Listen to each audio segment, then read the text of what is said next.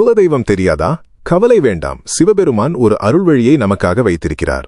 உங்கள் குடும்பத்தை காக்கும் கண்ணுக்கு தெரியாத அரண் எது தெரியுமா? பல தலைமுறைகளாக உங்களை தொடர்ந்து வரும் ஒரு கவசம் இருக்கிறது. அது உடைந்தால் அல்லது அது தொலைந்து போனால் வாழ்க்கையில் ஒரு இனம் புரியாத வெற்றிடம் உருவாகும். அந்த வெற்றிடத்தின் பெயர்தான் குலதெய்வம் தெரியாத நிலை. நீங்கள் எத்தனை பெரிய புண்ணிய தலங்களுக்கு சென்றாலும், எத்தனை பெரிய நற்செயல்களைச் செய்தாலும், உங்கள் குலதெய்வத்தின் அனுமதி இல்லாமல் உங்கள் வாழ்க்கையில் எந்த ஒரு காரியமும் முழுமை பெறாது என்பது உங்களுக்கு தெரியுமா? ஆனால் அந்த குலதெய்வமே யார் என்று தெரியாமல் பல குடும்பங்கள் இன்று திசையறியாத பறவைகளாக தவித்து வருகின்றன. எத்தனையோ ஜோதிடர்களிடம் கேட்டும் எத்தனையோ பிரசன்னங்கள் பார்த்தும் விடை கிடைக்காமல் தவிக்கும் நெஞ்சங்களுக்கு ஒரு மாபெரும் சிவ ரகசியத்தை, இதுவரை பலரும் அறிந்திராத ஒரு ஆழமான உண்மையை இப்போது நாம் திறக்கப் போகிறோம். உங்களிடம் ஒரு சிறிய கேள்வி. உங்கள் குடும்பத்தின் குலதெய்வம் எதுவென்று உங்களுக்கு தெரியுமா? தெரிந்தால் அந்த தெய்வத்தின் பெயரை பெருமையோடு கீழே பதிவிடுங்கள். பலரும் அந்த தெய்வத்தின் நாமத்தை படிக்கும்போது உங்கள் குலதெய்வத்தின் ஆசீர்வாதம் இன்னும் பெருகும். குலதெய்வம் என்பது வெறும் கற்சிலை அல்ல. அது உங்கள் முன்னோர்களின் ரத்தம். உங்கள் தாத்தா, பூட்டன், முப்பாட்டன் என பல தலைமுறைகளாக ஒரு குறிப்பிட்ட சக்தியை நோக்கி எழுப்பப்பட்ட பிரார்த்தனைகளின் தொகுப்புதான் குலதெய்வம். ஒரு மரத்திற்கு எப்படி வேர் முக்கியமோ அப்படி ஒரு குடும்பத்திற்கு குலதெய்வம் முக்கியம். வேர் அறுபட்ட மரம் எப்படி பட்டு போகுமோ, குலதெய்வ தொடர்பு அறுபட்ட குடும்பமும் பலவிதமான கஷ்டங்களை சந்திக்க நேரிடும். திருமணம் தள்ளிப்போவது, காரணமில்லாத குழப்பங்கள், நிம்மதியின்மை என பல தடைகள் வரலாம். எங்கள் குலதெய்வம் எதுவென்றே எங்களுக்கு தெரியவில்லையே, நாங்கள் என்ன செய்வோம் என்று கண்ணீர் விடும் பலருக்காகவே சிவபெருமான் ஒரு தனிப்பெரும் கருணையை இந்த உலகத்திற்கு வழங்கியிருக்கிறார். சற்று ஆழமாக சிந்தித்துப் பாருங்கள். நமது தலைமுறைகளை தேடி பின்னோக்கிச் சென்றால் உங்கள் தந்தை, அவருக்கு ஒரு தந்தை, அவருக்கு ஒரு தந்தை என 100, 1000 தலைமுறைகள் பின்னோக்கி பயணித்தால் இந்த மனித குலத்தின் ஆதி மூலம் எங்கு சென்று முடியும்? அந்த முதல் மனிதன் யார்? முதல் உயிர் எது? அனைத்தும் தோன்றிய அந்த புள்ளி எது? அந்த புள்ளிதான் கைலாயநாதன். ஆதியும் அந்தமும் இல்லாத அருட்பெரும் ஜோதி. எல்லா உயிர்களுக்கும், எல்லா குலங்களுக்கும், எல்லா தெய்வங்களுக்கும் மூலக்கடவுள் அந்த பரமேஸ்வரன் ஒருவன்தான். அதனால்தான் அவரை அம்மையப்பன் என்று நம் முன்னோர்கள் அழைத்தார்கள். தாயாகவும் தந்தையாகவும் இருந்து அகிலத்தை ஈன்றவன் அவன். உங்கள் கிளைவேர்கள் எதுவென்று உங்களுக்கு தெரியவில்லை என்றால் என்ன? அத்தனை கிளைவேர்களுக்கும் ஆதாரமாக விளங்கும் ஆணிவேரான ஈசனை பற்றிக் கொண்டால் போதாதா?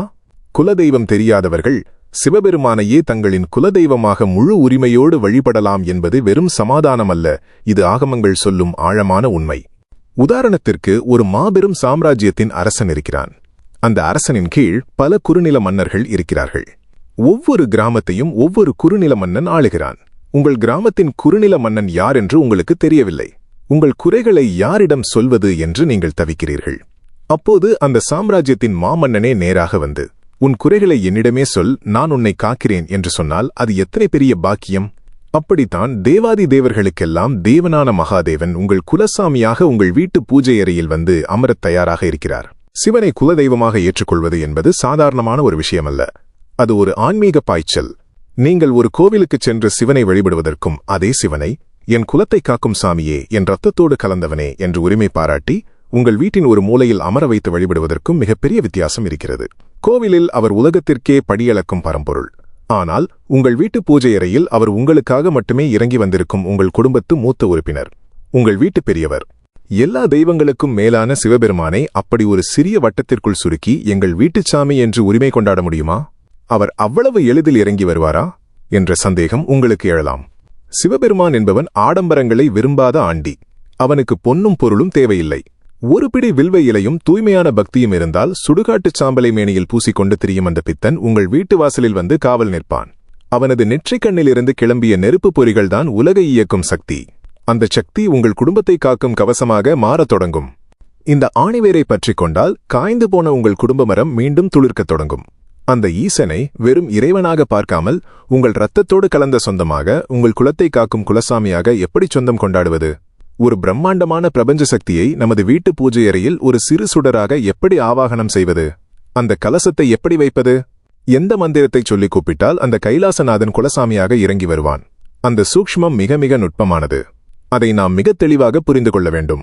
அந்த நுட்பமான சூக்ஷ்மம் ஆடம்பரமான சடங்குகளிலோ கடினமான வேள்விகளிலோ இல்லை. அது உங்கள் கண்ணீரின் ஈரத்தில் இருக்கிறது. உங்கள் ஆன்மாவின் ஆழத்தில் எழும் உண்மையான அழைப்பில் இருக்கிறது. ஈசனை குலசாமியாக அழைக்க முதலில் உங்கள் வீட்டை விட உங்கள் மனதை சுத்தப்படுத்த வேண்டும். எனக்கு யாருமில்லை, என் குலம் காக்க நீயே வர வேண்டும் என்ற சரணாகதி நிலை, அதாவது முழுமையான ஒப்படைப்பு உருவாக வேண்டும். இது ஏதோ ஒரு நாள் செய்துவிட்டு விட்டுவிடும் பரிகாரமல்ல. இது வாழ்நாள் முழுவதுமான ஓர் உறவின் தொடக்கம். ஒரு வளர்பிறை திங்கட்கிழமை அல்லது பிரதோஷ நாளாக பார்த்து தேர்ந்தெடுத்துக் கொள்ளுங்கள். அந்த அதிகாலை பொழுதில் பிரம்ம முகூர்த்தம் என்று சொல்லப்படும் வைகரை பொழுதில் எழுந்து நீராடி உங்கள் வீட்டின் பூஜை அறையை தூய்மைப்படுத்துங்கள். வாசலில் மாக்கோலமிட்டு வீடெங்கும் சாம்பிராணி நறுமணம் கமழச் செய்யுங்கள். ஒரு சிறிய பித்தளை அல்லது செம்பு கலசத்தை எடுத்துக் கொள்ளுங்கள். அதுதான் ஈசன் வந்தமரப் போகும் சிம்மாசனம். அந்த சிறிய கலசத்திற்குள் அகிலாண்ட கோடி பிரம்மாண்ட நாயகன் எப்படி அடங்குவான் என்று நினைக்காதீர்கள். பக்தியின் கயிற்றால் கட்டினால் அவன் அணுவுக்குள் அணுவாகவும் அடங்குவான். அந்த கலசத்தில் தூய்மையான நீரை நிரப்பி அதில் சிறிது மஞ்சள் குழைத்துச் சேருங்கள். சிறிது பச்சை கற்பூரம், ஏலக்காய், கிராம்பு ஆகியவற்றை அந்த நீரில் இடுங்கள். இது வெறும் நீரல்ல, இது கங்கை. ஈசனின் தலையில் இருக்கும் கங்கையை உங்கள் வீட்டு பூஜை அறையில் நீங்களே உருவாக்குகிறீர்கள். பின்னர் மாவிலை கொத்தை அந்த கலசத்தின் வாயிலில் வைத்து நடுவில் ஒரு முழுமையான தேங்காயை வையுங்கள். அந்த கலசத்தின் மீது சந்தனம் மற்றும் குங்குமத்தால் 3 பொட்டுகள் வையுங்கள். அது ஈசனின் முக்கண்ணை குறிக்கிறது. இப்போது ஒரு வாழை இலையை விரித்து அதில் பச்சரிசியை பரப்பி அதன் மீது அந்த கலசத்தை பக்தியோடு அமர்த்துங்கள். இப்போதுதான் மிக முக்கியமான தருணம் நெருங்குகிறது. உங்கள் வலது கையை அந்த கலசத்தின் மீது மென்மையாக வைத்து கண்களை மூடிக்கொள்ளுங்கள். இந்த நொடியில் நீங்கள் எந்த கோவிலிலும் இல்லை. உங்கள் வீட்டின் அமைதியில் ஈசனோடு நீங்கள் மட்டுமே இருக்கிறீர்கள். உங்கள் மூச்சுக்காற்று மட்டுமே உங்கள் இருவருக்கும் இடையிலான தொடர்பு. மனதிற்குள் ஆழமாகச் சொல்லுங்கள், ஐயனே, எம்பெருமானே, எந்தெந்த பிறவிகளில் எந்தெந்த தெய்வங்களை என் முன்னோர்கள் வணங்கினார்களோ அந்த தெய்வங்கள் எல்லாம் இப்போது எனக்கு தெரியாது. என் வேர்கள் அறுபட்டுவிட்டன.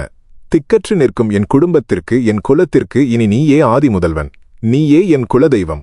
என் தலைமுறைகளை காக்க என் வீட்டு பெரியவனாக இந்த கலசத்தில் நீ எழுந்தருள வேண்டும்.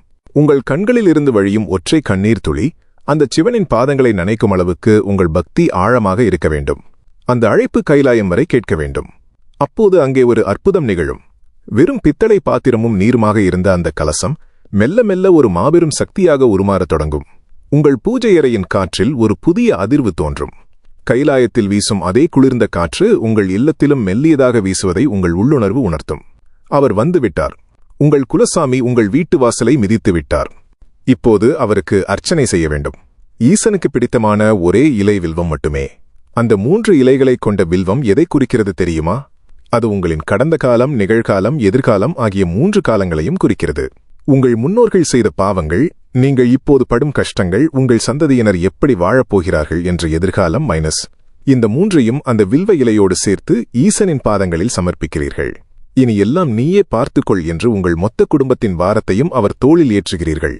ஒவ்வொரு வில்வ இலையாக எடுத்து ஓம் நமசிவாய என்னும் 5 எழுத்து மந்திரத்தை உச்சரித்து அந்த கலசத்தின் மீது தூவுங்கள். 108 முறை அல்லது 1008 முறை அந்த நாமம் உங்கள் நாவில் ஒலிக்க வேண்டும்.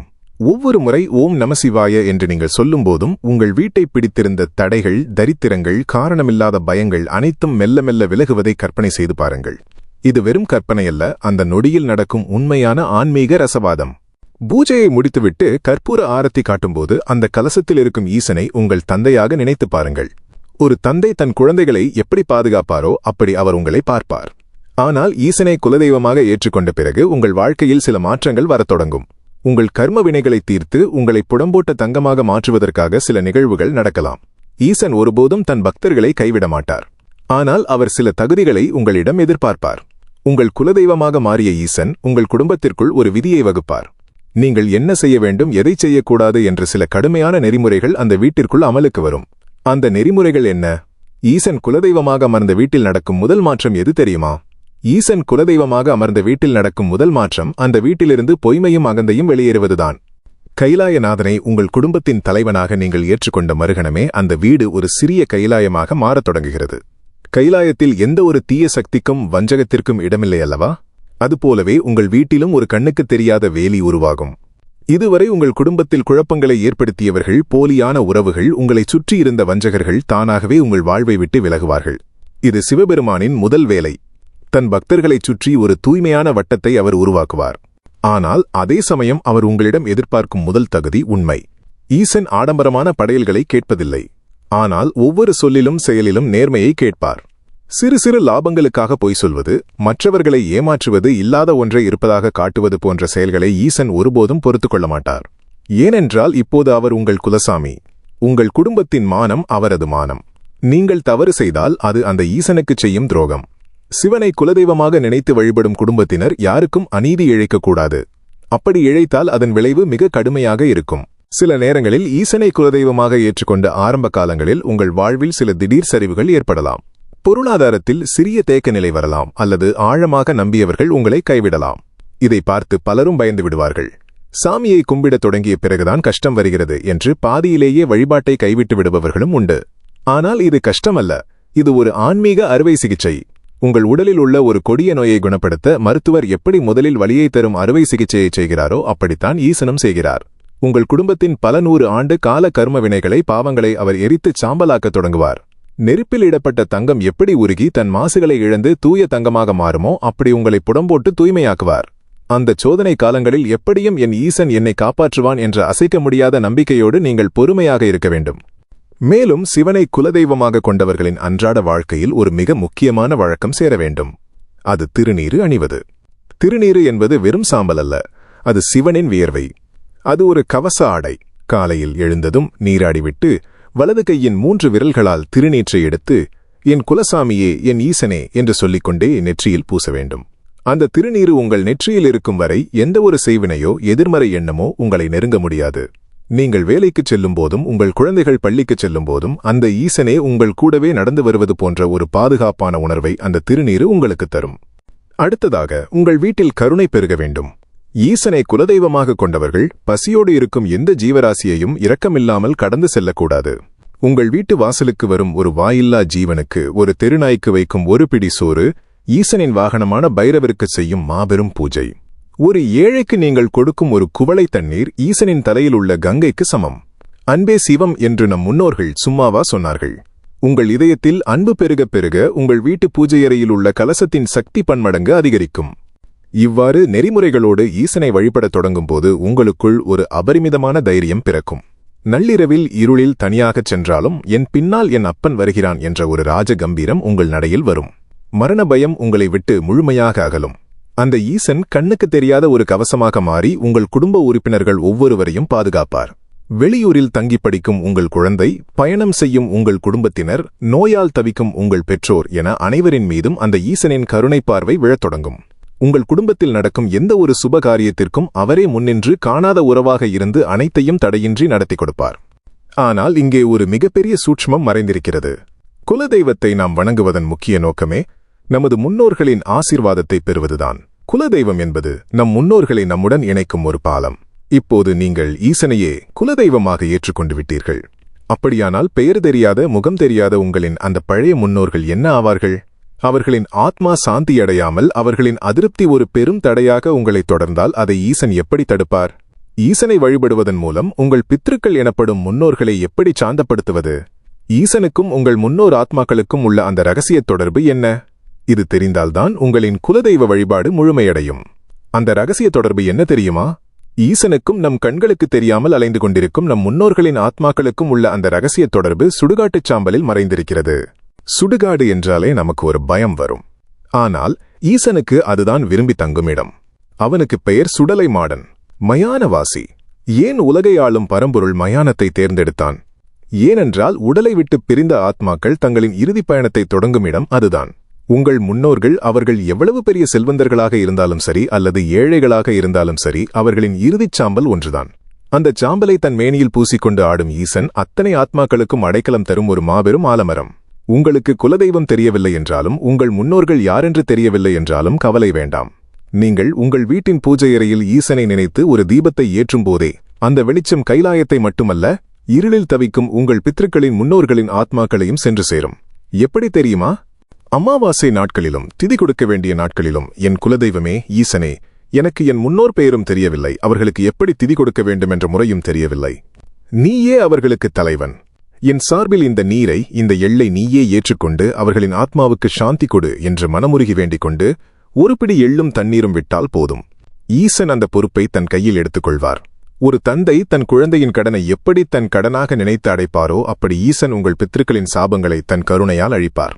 இவன் என் பிள்ளை, இவன் எனக்கு உரியவன் என்று உங்கள் முன்னோர் ஆத்மாக்களிடம் ஈசன் சொல்வார். ஈசனே சாட்சி சொல்லும்போது எந்த பித்ரு தோஷமும் உங்களை தாக்காது. மாறாக இதுவரை உங்களை தடுத்துக் கொண்டிருந்த முன்னோர்களின் அதிருப்தி முழுமையாக மறைந்து அது மாபெரும் ஆசீர்வாதமாக மாறும். அவர்களின் புண்ணியம் முழுவதும் உங்கள் குடும்பத்திற்கு பாதுகாப்பு கவசமாக மாறும். இதற்கு ஒரு எளிய வழக்கம் இருக்கிறது. ஒவ்வொரு அமாவாசை அன்றும் உங்கள் வீட்டின் பூஜை அறையில் சிவனின் முன்பு ஒரு அகல் விளக்கு ஏற்றுங்கள். கொஞ்சமாக சமைத்த உணவை ஈசனுக்கும் உங்கள் முன்னோர்களுக்கும் படைப்பதாக நினைத்து இலையில் வையுங்கள். அதன் பிறகு அந்த உணவை காக்கைகளுக்கு வையுங்கள். காக்கைகள் உங்கள் முன்னோர்களின் வடிவம் என்று சொல்வார்கள். அந்த காக்கை உணவை எடுக்கும்போது உங்கள் முன்னோர்கள் ஈசனின் அனுமதியோடு உங்கள் வீட்டு உணவை ஏற்றுக்கொள்கிறார்கள் என்று அர்த்தம். சிவனை குலதெய்வமாக ஏற்ற பிறகு உங்கள் குடும்பத்தில் ஒரு புதுவிதமான அமைதி நிலவுவதை நீங்கள் உணர்வீர்கள். அது புயலுக்கு பின் வரும் அமைதி அல்ல, ஒரு ஆழமான கடலின் அடியில் இருக்கும் அசைக்க முடியாத அமைதி. உங்களை சுற்றி எவ்வளவு பெரிய பிரச்சனைகள் நடந்தாலும் சரி, எவ்வளவு பெரிய துரோகங்கள் நடந்தாலும் சரி, உங்கள் மனதின் ஆழத்தில் ஒரு குரல் சொல்லும், பயப்படாதே, நான் இருக்கிறேன். அது ஈசனின் குரல். உங்கள் குழந்தைகள் வளரும்போது அவர்களுக்கு சொத்துக்களை சேர்த்து வைப்பதை விட இந்த அசைக்க முடியாத நம்பிக்கையை சொத்தாக கொடுங்கள். எந்தச் சூழ்நிலையிலும் நீ தனியாக இல்லை, உன் குலசாமி ஈசன் உன் தோள் மேல் கை போட்டு நடந்து வருகிறான் என்று சொல்லிக் கொடுங்கள். இதுவே அவர்களுக்கு நீங்கள் செய்யும் மிகப்பெரிய உதவி. ஆனால் இந்த வழிபாட்டில் ஒரு முக்கிய கட்டம் இருக்கிறது. ஈசனை குலசாமியாக ஏற்ற பிறகு ஆண்டுக்கு ஒரு முறை உங்கள் குடும்பத்தில் உள்ள அனைவரும் சேர்ந்து செய்ய வேண்டிய ஒரு மிக முக்கியமான கடமை இருக்கிறது. அந்த கடமையை செய்ய தவறினால் உங்கள் வழிபாடு முழுமை பெறாது. அது எந்த கடமை? ஒரு குறிப்பிட்ட மாதத்தில் குறிப்பிட்ட நாளில் சிவனின் வாகனமான நந்தி தேவரிடம் நீங்கள் சொல்ல வேண்டிய அந்த ஒரு ரகசியம் என்ன? நந்தி தேவரிடம் சொல்லும் அந்த ரகசியம் எப்படி நேரடியாக ஈசனிடம் செல்லும்? அது தெரிந்தால்தான் உங்கள் குலதெய்வ கடமை முற்றுப்பெறும். அந்த ரகசியம் என்ன? ஆண்டுக்கு ஒருமுறை உங்கள் குடும்பம் முழுமையும் இணைந்து செய்ய வேண்டிய அந்த மாபெரும் கடமை ஈசனின் மூச்சுக்காற்றாகிய நந்தி தேவரை சந்திப்பதுதான். சிவாலயங்களில் ஈசனுக்கு நேர் எதிரே கம்பீரமாக வீற்றிருக்கும் நந்தி தேவர் வெறும் கற்சிலை அல்ல. அவர்தான் ஈசனின் முதல் பக்தன், கைலாயத்தின் காவலன், ஈசனின் ஆக்ஞையை உலகத்திற்குச் சொல்லும் மாபெரும் குரு. ஈசனை குலசாமியாக ஏற்றுக்கொண்ட உங்கள் குடும்பத்திற்கு நந்திதேவர் ஒரு மூத்த அண்ணனை போன்றவர். குலதெய்வ கோவிலுக்குச் சென்று பொங்கல் வைத்து வழிபடுவது எவ்வளவு முக்கியமோ அதைவிட பன்மடங்கு முக்கியமானது இந்த நந்தி தேவரிடம் உங்கள் குடும்பத்தின் வரவு செலவுகளை இன்பத் துன்பங்களை ஒப்படைப்பது. ஆண்டுக்கு ஒருமுறை மாசி மாதத்தில் வரும் மகா சிவராத்திரி அன்றோ அல்லது உங்களுக்கு வசதியான ஒரு வளர்பிறை பிரதோஷ நாளிலோ குடும்பத்தோடு ஒரு பழமையான சிவாலயத்திற்கு செல்லுங்கள். ஆடம்பரமான கூட்டமான கோவில்களுக்கு செல்ல வேண்டும் என்ற கட்டாயமில்லை. உங்கள் ஊரிலோ அல்லது அருகிலோ உள்ள அதிகம் மக்கள் செல்லாத அமைதியான பல 100 ஆண்டுகள் பழமையான ஒரு சிவாலயமாக இருந்தால் அது மிகச் சிறப்பு. உங்கள் வீட்டில் எப்படி ஒரு அமைதியான சூழலில் ஈசனை ஆவாகனம் செய்தீர்களோ அதே போன்ற ஒரு அமைதியான சூழல் அந்த ஆலயத்திலும் இருக்க வேண்டும். கோவிலுக்கு சென்றதும் நேராக ஈசனை பார்க்கச் செல்லக்கூடாது. உங்கள் கைகளில் வில்வ இலைகள், பூக்கள் மற்றும் விளக்கு ஏற்றுவதற்கான நெய் ஆகியவற்றை எடுத்துக்கொண்டு முதலில் நந்திதேவரின் முன் சென்று நில்லுங்கள். குலதெய்வ கோவிலுக்குச் செல்லும் குடும்பம் எப்படி தங்கள் சொந்த ஊருக்குச் சென்ற உணர்வை பெறுமோ அதே உணர்வு உங்களுக்குள் வரவேண்டும். என் அப்பன் வீட்டிற்கு நான் வந்திருக்கிறேன் என்ற உரிமை உங்கள் மனதில் எழ வேண்டும். நந்திதேவரின் கொம்புகளுக்கு இடையில் ஈசனை தரிசனம் செய்வது பொதுவான வழக்கம். ஆனால் ஈசனை குலதெய்வமாக ஏற்றுக்கொண்டவர்கள் செய்ய வேண்டிய ரகசிய முறை ஒன்று இருக்கிறது. நந்திதேவரின் அருகில் மெதுவாகச் செல்லுங்கள். ஒரு கையில் வைத்திருக்கும் பூக்களை நந்தியின் பாதங்களில் சமர்ப்பியுங்கள். இப்போது உங்கள் இடது கையால் நந்திதேவரின் இடது காதை மென்மையாக மூடிக்கொள்ளுங்கள். உங்கள் முகத்தை நந்திதேவரின் வலது காதின் அருகே கொண்டு செல்லுங்கள். உங்கள் உதடுகள் நந்தியின் காதை உரசிவிடக்கூடாது, ஆனால் உங்கள் மூச்சுக்காற்று அந்த காதில் படும்படி மிக அருகில் செல்ல வேண்டும். இப்போது உங்கள் கண்களை மூடிக்கொண்டு உங்கள் குடும்பத்தின் சார்பாக, உங்கள் குலத்தின் சார்பாக அந்த ரகசிய வார்த்தைகளை மிக மெதுவாக, வேறு யாருக்கும் கேட்காதபடி ரகசியமாகச் சொல்லுங்கள். கைலாயத்தின் நாதனே, எங்கள் குலசாமியான ஈசனின் காவலாளியே, உன்னை வணங்குகிறேன். அனாதையாக வேர்கள் அறுபட்டு நின்ற எங்கள் குடும்பத்தை, எங்கள் தலைமுறையை தன் கருணையால் தத்தெடுத்துக் கொண்ட எங்கள் குலசாமி ஈசனை காண என் குடும்பத்தோடு நான் வந்திருக்கிறேன். கடந்த 1 வருடத்தில் என் குடும்பத்தில் நடந்த அத்தனை இன்பங்களுக்கும் ஈசனே காரணம், அத்தனை துன்பங்களும் ஈசன் எங்களுக்கு அளித்த பாடங்கள். என் குலசாமியை பார்க்க எனக்கு அனுமதி கொடு. என் குடும்பத்தின் பாவங்களை நீயே உள்வாங்கி எங்கள் பக்தியை மட்டும் உன் மூச்சுக்காற்றின் வழியாக என் ஈசனிடம் கொண்டு சேர்ப்பாயாக. இப்படி உங்கள் குடும்பத்தின் மொத்த சரணாகதியையும் நந்திதேவரின் காதில் சொல்லிவிட்டு நந்தியை வலம் வந்து அதன் பிறகு ஈசனின் சன்னதிக்குச் செல்ல வேண்டும். இந்த ரகசிய முறையின் மாபெரும் சக்தி என்ன தெரியுமா? நந்திதேவரின் பார்வை எப்போதும் ஈசனின் மீதே நிலைத்திருக்கும். அவர் தன் மூச்சுக்காற்றையே ஓங்காரமாக மாற்றி ஈசனுக்கு செலுத்திக் கொண்டிருப்பவர். நீங்கள் நந்தியின் காதில் சொல்லும் அந்த ரகசியம் நந்தியின் மூச்சுக்காற்றோடு கலந்து எந்த தடையுமின்றி நேரடியாக சிவனின் இதயத்தை சென்றடையும். நந்திதேவரே உங்களுக்காக ஈசனிடம் பரிந்துரைப்பார். இவன் உன் பிள்ளை, உன் குலத்தின் வாரிசு, உன்னை நம்பி வந்திருக்கிறான் என்று நந்திதேவர் ஈசனிடம் சொல்லும்போது அகிலாண்ட கோடி பிரம்மாண்ட நாயகனான அந்த ஈசன் தன் அத்தனை வேலைகளையும் விட்டுவிட்டு உங்கள் குடும்பத்தை கனிவோடு பார்ப்பார். அந்த சன்னதிக்குள் நுழையும்போது ஈசனின் லிங்கத் திருமேனியை பாருங்கள். இதுநாள் வரை அவரை ஒரு கடவுளாக, உலகை காக்கும் பரம்பொருளாக பார்த்திருப்பீர்கள். ஆனால் அந்த நொடியில் அவரை உங்கள் தந்தையாக, உங்கள் குடும்பத்தின் ஆதி மூலமாக, உங்கள் குலசாமியாக பாருங்கள். லிங்கத்தின் மீது ஊற்றப்படும் அபிஷேக நீர் உங்கள் குடும்பத்தின் தலைமுறையான பாவங்களை கழுவுவதாக எண்ணிக்கொள்ளுங்கள். ஈசனுக்கு சாத்தப்படும் திருநீரு உங்கள் குடும்பத்தின் கவசமாக மாறுவதை உணருங்கள். அங்கே தீபாராதனை காட்டப்படும்போது கண்களை மூடாதீர்கள். அந்த ஒளியில் ஈசனின் முக்கண்ணை தரிசியுங்கள். உங்கள் மூதாதையர்கள் அனைவரும் உங்களுக்கு பின்னால் கண்ணுக்குத் தெரியாமல் அரூபமாக நின்று அதே ஈசனை வணங்குவதை உங்கள் ஆத்மா உணரும். என் குலம் பிழைத்தது, என் வாரிசுகள் சரியான ஆணிவேரை பற்றிக் கொண்டார்கள் என்று உங்கள் பித்ருக்கள் ஆனந்த கண்ணீர் விடுவார்கள். அந்த ஒரு நொடியில் உங்கள் கடந்த காலம், நிகழ்காலம், எதிர்காலம் என 3 காலங்களும் தூய்மை பெறும். ஒரு மாபெரும் பிரபஞ்ச சக்தி உங்கள் குடும்பத்தின் இரத்தத்தோடு ஊடறுத்துப் பாய்வதை நீங்கள் ஆழமாக உணர்வீர்கள். கோவிலை விட்டு வெளியே வரும்போது நீங்கள் பழைய மனிதராக இருக்க மாட்டீர்கள். உங்கள் தோள்களில் இருந்த மாபெரும் பாரம் இறங்கியிருப்பதை உணர்வீர்கள். உங்களைச் சுற்றி ஒரு கண்ணுக்குத் தெரியாத ஒளிவட்டம் உருவாகியிருக்கும். இனி எந்த தீய சக்தியும், எந்த செய்வினையும், எந்த எதிரியின் சூழ்ச்சியும் உங்கள் குடும்பத்தை நெருங்க முடியாது. ஏனென்றால் உங்கள் வீட்டு வாசலில் காவலுக்கு நிற்பது சாதாரண காவல் தெய்வம் அல்ல, அகில உலகையும் ஆட்டிப்படைக்கும் கைலாயநாதன். எந்த குழந்தையும் தன் தாயின் மடியில் இருக்கும்போது எப்படி ஒரு பாதுகாப்பான உறக்கத்தை பெறுமோ அப்படி ஒரு நிம்மதியான வாழ்க்கையை உங்கள் குடும்பம் இனி வாழத் தொடங்கும். உங்கள் வீட்டில் சுபகாரியங்கள் தடையின்றி நடக்கும், நோய்கள் அகலும், வறுமை விலகும். ஆனால் எல்லாவற்றிற்கும் மேலாக என் குலசாமி ஈசன் இருக்கிறான் என்ற அந்த மாபெரும் தைரியம், அந்த அசைக்க முடியாத நம்பிக்கை உங்கள் தலைமுறைகளை தாண்டி வேரூன்றி நிற்கும். குலதெய்வம் எதுவென்று தெரியாமல் கண்ணீர் சிந்திய காலம் மலையேறிவிட்டது. ஆதியும் அந்தமும் இல்லாத அருட்பெருஞ்சோதியை, அம்மையப்பனை, ஆலகால விஷத்தை உண்ட அந்த நீலகண்டனை உங்கள் குலசாமியாக இன்றே வரித்துக் கொள்ளுங்கள். ஒரு பிடி வில்வமும் தூய்மையான மனதும் உண்மையான அன்பும் இருந்தால் போதும். அந்த பித்தன் உங்கள் வீட்டு பூஜை அறையில் சிம்மாசனமிட்டு அமர்வான். உங்கள் குலத்தை காக்க கைலாயத்தையே உங்கள் வீட்டிற்கு கொண்டு வருவான். ஓம் நம சிவாய என்ற 5 எழுத்து மந்திரம் உங்கள் குடும்பத்தின் வேதமாக மாறட்டும். ஈசனின் ஆசீர்வாதம் உங்கள் தலைமுறைகளை தழைக்கச் செய்யட்டும். இந்த வீடியோ நிச்சயம் பலரின் வாழ்விலும் ஒரு மாபெரும் திறவுகோலாக அமைந்திருக்கும் என்று நம்புகிறேன். குலதெய்வம் தெரியாமல் தவித்த எத்தனையோ நெஞ்சங்களுக்கு ஈசனே வந்து அடைக்கலம் கொடுத்தது போன்ற ஒரு நிம்மதி உங்களுக்கு கிடைத்திருந்தால் இந்த வீடியோவை லைக் செய்து உங்கள் ஆதரவை தெரிவியுங்கள். உங்களைப் போலவே குலதெய்வம் தெரியாமல் தவிக்கும் உங்கள் நண்பர்கள், உறவினர்கள் அல்லது உங்களுக்கு தெரிந்த எவரேனும் இருந்தால் அவர்களுக்கு இந்த வீடியோவை மறக்காமல் ஷேர் செய்யுங்கள். ஒருவருக்கு ஈசனின் கருணையை பெற்றுத் தருவது பல 1000 சிவாலயங்களைச் சுற்றி வந்த புண்ணியத்திற்கு சமம். சிவனை பற்றிய இன்னும் பல அறியாத ரகசியங்களையும் ஆன்மீக உண்மைகளையும் தொடர்ந்து தெரிந்து கொள்ள நமது சிவனே போற்றி சேனலை சப்ஸ்கிரைப் செய்து பக்கத்தில் உள்ள பெல் ஐக்கானையும் கிளிக் செய்து கொள்ளுங்கள். உங்கள் கருத்துகளையும் நீங்கள் சிவனை குலதெய்வமாக ஏற்றுக்கொண்ட பிறகு உணர்ந்த மாற்றங்களையும் கீழே கமெண்டில் பகிர்ந்து கொள்ளுங்கள். ஓம் நம சிவாய. தென்னாடுடைய சிவனே போற்றி, எந்நாட்டவர்க்கும் இறைவா போற்றி.